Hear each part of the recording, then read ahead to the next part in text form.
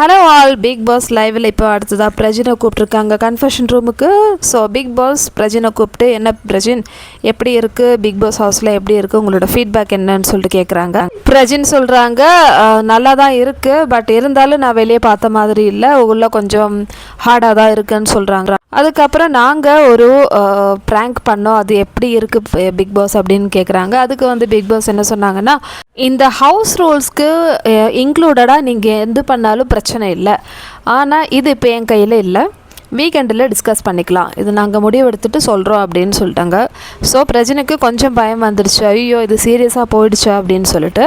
ஏன்னா இங்கே வந்து ஒரு ஃபிசிக்கல் அசால்ட் நடந்திருக்கு இல்லையா, ஸோ அடிச்சிருக்கக்கூடாது, சும்மா சண்டை போடுற மாதிரி நடித்தா கூட பரவாயில்லை, அதனால நீங்கள் இதை ஆரம்பித்து வச்சுட்டீங்க, முடிவு நான் பண்ணிக்கிறேன் அப்படின்னு சொல்லிட்டு பிக் பாஸ் கொஞ்சம் ஸ்ட்ரிக்டாக சொல்கிறாரு. அதுக்கப்புறம் எனக்கு பாருக்கிட்ட பண்ணதுக்கு சாரி கேட்கணும் அப்படின்னு சொல்கிறாங்க.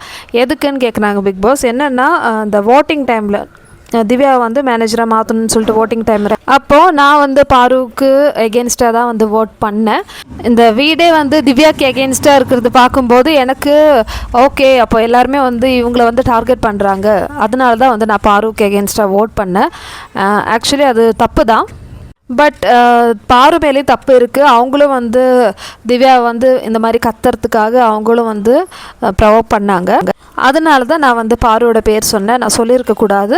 அப்புறம் இன்னொரு விஷயம் இருக்குது, நான் வெளியே இருந்து பார்த்ததுக்கும் உள்ளேருந்து பார்த்ததுக்கும் ரொம்ப டிஃப்ரென்ஸ் இருக்குது இந்த வீடு. ஸோ வெளியே யாரெல்லாம் ஹீரோவாக தெரிஞ்சாங்களோ அவங்க இந்த வீட்டுக்குள்ளே வந்து வில்லனாக இருக்காங்க. ஸோ பாருவோட முகத்திரையும் அதே மாதிரி வாட்டர் மேலனோட முகத்திரை வந்து நான் வந்து கிழிச்சிருவேன் அப்படின்னு சொல்லிட்டு பிக் பாஸ் கிட்ட சொல்லுறாங்க. ஸோ அவ்வளோதான்.